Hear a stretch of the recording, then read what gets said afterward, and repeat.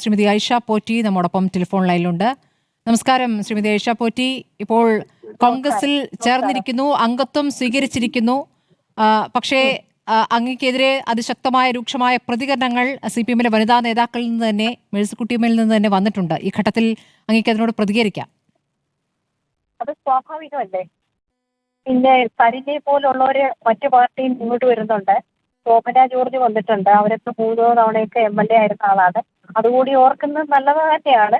പിന്നെ ഒറ്റ കാര്യമുള്ളൂ, ഒന്നാമത് ഇപ്പം പാർട്ടി ഇപ്പൊ പഴയ പോലെ അല്ല പോകുന്നതെന്ന് എനിക്ക് ഒരുപാട് ഫീൽ ചെയ്യുന്നുണ്ട്. പാർട്ടി ഞാൻ പാർട്ടിയിൽ വന്ന കാലത്തെ പോലെ അല്ല ഇപ്പൊ പാർട്ടി എന്ന് പറയുമ്പോൾ പാർട്ടിയുടെ ലൈൻ എന്ന് പറയുന്നത് അത് നയിച്ചു പോകുന്ന അതിന്റെ ലീഡർഷിപ്പും നേതാക്കളും ഒക്കെ ആണല്ലോ പാർട്ടിയെ നയിക്കുന്നത്.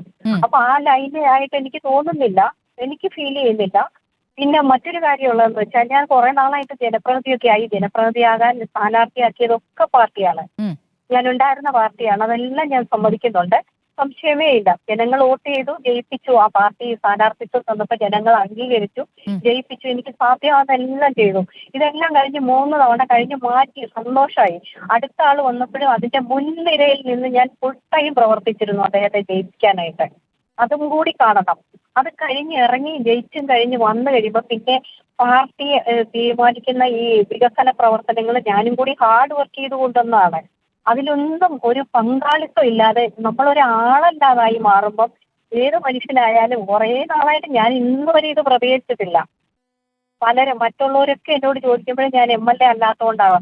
നമുക്ക് ആർക്കാണ് ഇങ്ങനെ വന്നാലും എങ്ങനെയാ ഫീൽ ചെയ്യാന്ന് വെച്ചാൽ അത് തന്നെയാണ് എന്റെ ഫീലിംഗ്. ശ്രീമതി ഐഷ പോറ്റി, അങ്ങ് പാർട്ടി യോഗങ്ങളിൽ പോലും ഉണ്ടായിരുന്നില്ല എന്നുള്ള വാർത്തയുണ്ട്. അപ്പോൾ എന്തുകൊണ്ടാണ് അങ്ങനെ വിട്ടുനിന്നത്?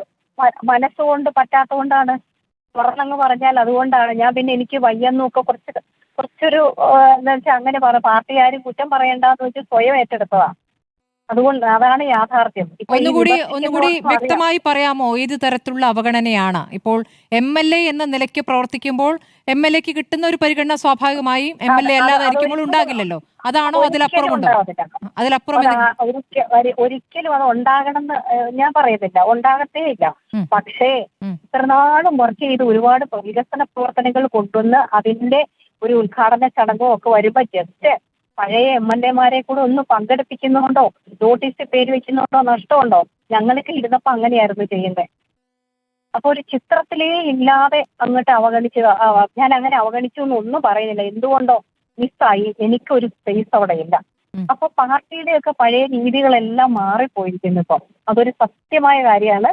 ഇനി ഞാൻ എന്റെ പ്രവർത്തനങ്ങൾ എങ്ങനെയാണെന്ന് നമ്മൾ നോക്കണം. അപ്പൊ ഞാൻ എല്ലാത്തിൽ നിന്നും മാറി ഞാൻ എന്റേതായ പ്രൊഫഷനിലേക്ക് പോയപ്പോൾ എന്നെ നിരവധിയായിട്ടുള്ള ആൾക്കാർ ഡെയിലി എന്ന് പറഞ്ഞ പോലെ അങ്ങനെ ഒതുങ്ങി പോകുന്നതിനേക്കാൾ മനുഷ്യരോടൊപ്പം പ്രവർത്തിക്കണം എന്ന് പറഞ്ഞ് വളരെയധികം എന്നോട് ഒരുപാട് ഉപദേശിച്ചുകൊണ്ടിരുന്നു. അങ്ങനെയാണ് പിന്നെ ഞാൻ ഇങ്ങനെ ഒരു തീരുമാനം എടുത്തത്. ഇനി പറയാമല്ലോ ശ്രീമതി ഐഷ പോറ്റി, കോൺഗ്രസ് ഇങ്ങോട്ട് സമീപിക്കുകയായിരുന്നോ അതോ താങ്കൾ തന്നെ അങ്ങോട്ട് താല്പര്യം പ്രകടിപ്പിക്കുകയായിരുന്നോ? ഞാൻ ഇന്നേ വരെ ആരോടും ഒരു താല്പര്യം, എത്രയോ ആൾക്കാർ പല പാർട്ടിയിലുള്ളവരും എന്നോട് അവരോടൊപ്പം ചെല്ലാനായിട്ടും അവരോടൊപ്പം പ്രവർത്തിക്കണം എന്ന് പറഞ്ഞിരുന്നു. ഇങ്ങോട്ട് തന്നെ ആവശ്യപ്പെട്ടാണ് നിരന്തരമായിട്ട് പല ഓടുകളിൽ നിന്നും ആവശ്യപ്പെട്ടിരുന്നു.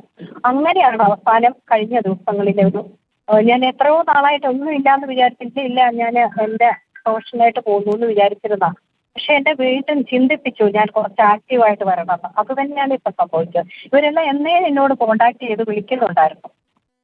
അപ്പോ സ്ഥാനാർത്ഥിയാകും എന്നുള്ള കാര്യം ഏതാണ്ട് ഉറപ്പിക്കുന്നു അല്ലേ? അതാണ് അത് പറയാൻ എനിക്ക് അറിഞ്ഞുകൂടാ.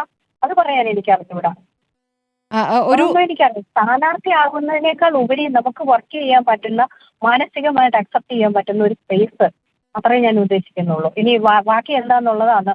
പാർട്ടിയില് പണ്ടുള്ളപ്പോഴും ഞാൻ പ്രാക്ടീസ് ചെയ്യുമ്പോൾ തന്നെയാണല്ലോ അങ്ങോട്ട് വന്നത്. സമയമുള്ളപ്പോഴൊക്കെ ഞാൻ അന്നും അതിലും പങ്കെടുക്കുമായിരുന്നു. നേരെ ഉള്ളപ്പോൾ അന്ന് നല്ല തിരക്കായിരുന്നു. കേസുകൾ നോക്കേണ്ടതുകൊണ്ട് എനിക്ക് എപ്പോഴും സമയം കിട്ടില്ല. അപ്പോഴും ഞാൻ അങ്ങനെ പറ്റുന്ന സമയങ്ങളിൽ പോയിട്ടുണ്ട്. ഇപ്പോഴായാലും കുറച്ച് സ്പേസ് വർക്ക് ചെയ്യാനുള്ളതുണ്ടെങ്കിൽ അത് എനിക്ക് മാനസികമായിട്ട് അക്സെപ്റ്റ് ചെയ്യാൻ പറ്റുമെന്ന് തോന്നിയോണ്ടാണ് അതിലോട്ട് പോയത്. ഇത് കുറച്ചു ദിവസമായി കോൺഗ്രസിലേക്ക് പോകണമെന്ന ആലോചന നിന്നിരുന്നോ അതോ പിന്നീട് ഇങ്ങോട്ട് സമീപിച്ചപ്പോൾ പെട്ടെന്ന് തീരുമാനമെടുക്കുകയായിരുന്നു? കുറെ നാളുകൊണ്ടേ എന്നോട് പറയുന്നുണ്ടായിരുന്നു, എല്ലാവരും പറയുന്നുണ്ടായിരുന്നു. പക്ഷെ അപ്പോഴൊക്കെ ഞാൻ അങ്ങനെ തീരുമാനം വന്നില്ല.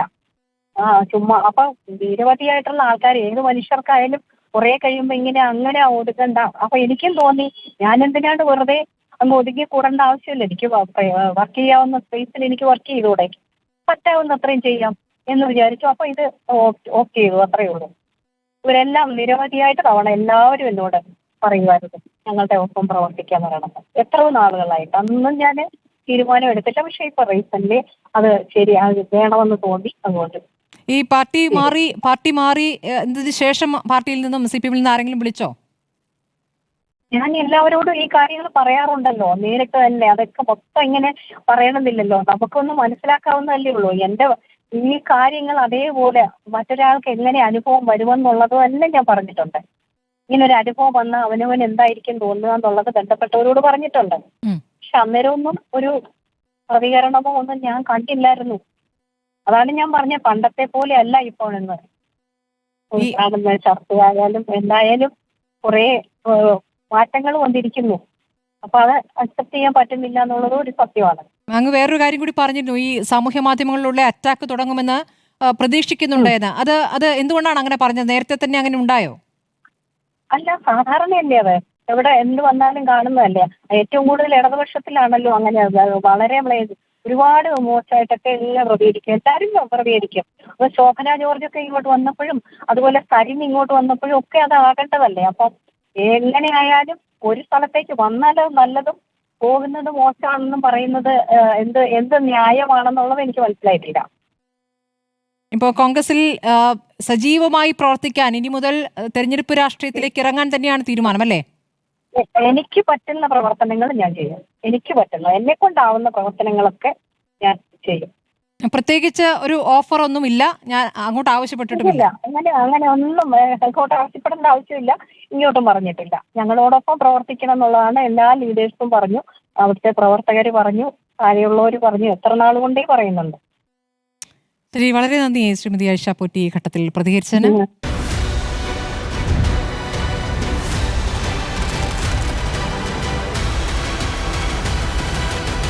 ഡിബേറ്റ് വിത്ത് സ്മൃതി പരുത്തിക്കാട്.